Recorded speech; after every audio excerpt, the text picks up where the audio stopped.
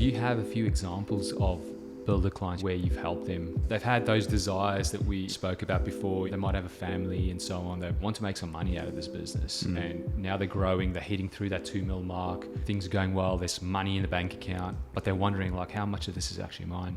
Yeah. And they just can't do things how they used to because it's just completely different.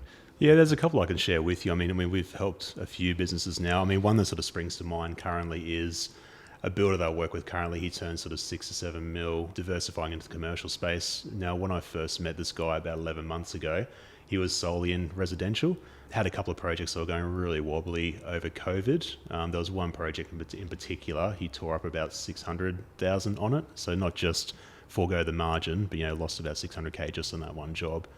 And again, there was limited job by job costing and profitability in it. So when we sort of bumped into him, and we did this deep dive process and sort of pull his books apart, but when he sort of bumped into us, I mean, he had no idea where the business was going and costs are running. I mean, he had a rough back of the envelope piece, but his turnover was pretty material. He had brought on 4 or 5 heads that probably weren't performing quite where he needed to. So if you haven't got the support team around you to help assist in that financial clarity piece, you are sort of, I guess, flying blind a fair bit as well.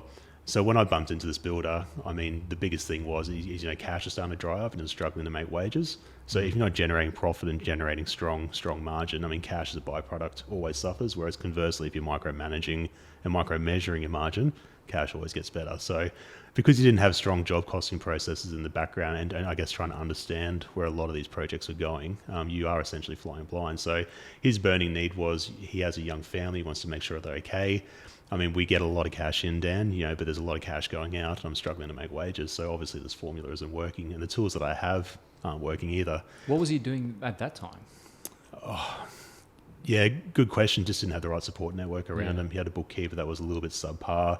The estimator that didn't really sort of own the role a little bit as well. So, did the estimating, but didn't do the 2 or 3 quote due diligence. And then he sort of tagged out from the estimating side. And then the job costing piece, was up in the ether. So part of his role, he wasn't sort of pushing down responsibility to his team either. So it was complex. There's a lot of moving parts, but the one big one he had is, he blew the back out of his balance sheet, which was to the tune of 600k. Yeah. And when you sort of suck out 600 grand of profit, you lose indirectly $600,000 worth of cash. Yeah. It puts a pretty significant strain on the business. And what's balance sheet for those builders or people listening to this? Yeah. What does that mean? Yeah, it's again another good question. So your profit and loss is, obviously the money you make at a point in time, or I guess in a given period, and builders I sort of find all over that.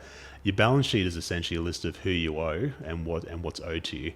So, for example, if you ran your balance sheet as of the 30th of September, for example, you should be able to look at the bank balance in your balance sheet and it should match the bank balance exactly in your bank account. And, that's where your accounts payable comes from. So if you go, hey, how big is my accounts payable run as of today? It's literally a list of who you owe money to. And then conversely, your accounts receivable is who owes you money plus GST and the ATO and all that sort of size. So it's almost a bit of a financial scorecard for your business. Really, really important, to have under the microscope as well as a profit and loss statement. Yeah, and I think a lot of people know, like they've heard the word balance sheet before, but they don't really know what it means to their business. So that's awesome that you clarify that a little bit. But yeah, with like just going back to this particular builder, this example, when you met, like what was his personal life like because of this, mess? Yeah, so he was in business with another guy as well. So it's a classic divide of, I guess, him being in the back office, the brothers sort of on the tools as well. So, there was a bit of a left hand, not speaking a right hand position in there too. I mean, stress levels were absolutely through the roof. I mean, there's nothing worse when you can't make wages or you have to sort of reach out to existing clients and say, hey, mate, can you pay us a little bit early too? And the bank's not playing ball on a finance facility for you either. I mean, it's pretty unpleasant. And look, the guy I'm sort of talking about and deal with, he's a pretty tough guy, but I mean, you can see the stress on his face. I know stuff at home wasn't great. He's got a very young family, or a couple of kids under 10. So the stress levels go through the roof without a doubt. And what was his desires with this business? When I met him, and look, it's unfortunate because I guess maybe sort of 7 times out of 10, some builders I bump into are on their knees and they don't really know what's going to happen next. But for him personally, he just really wanted to know, is the business going to be okay? I mean, he knew this one project was running under, but he couldn't find the bottom of it. again, you don't get taught job costing at uni or high school. You sort of learn it as you go, or you engage someone like us to give you a bit of a hand.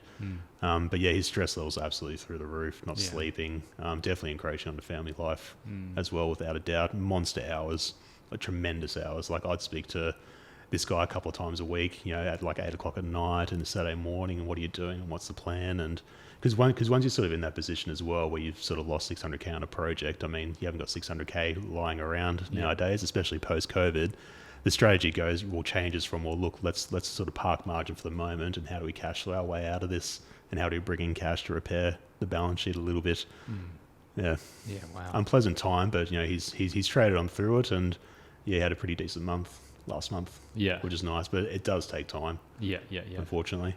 But at least I guess a lot of businesses, they kind of want to sweep it under the rug and just hope that it gets fixed. Yeah. What happens when they do that? You need to know what the bottom is, especially when we tag in first. I mean, there's some pretty ugly numbers to go off, but my view is that you want to know where the bottom is, so when you start trading your way out of it, even if it's incrementally in the short term, I mean, you want to know that journey in the background, not know it's going backwards, or if you have a couple of contracts, in the background that are burning. And what I mean by burning is that you're throwing good money after bad and not pushing through variations, and you just got the estimating wrong.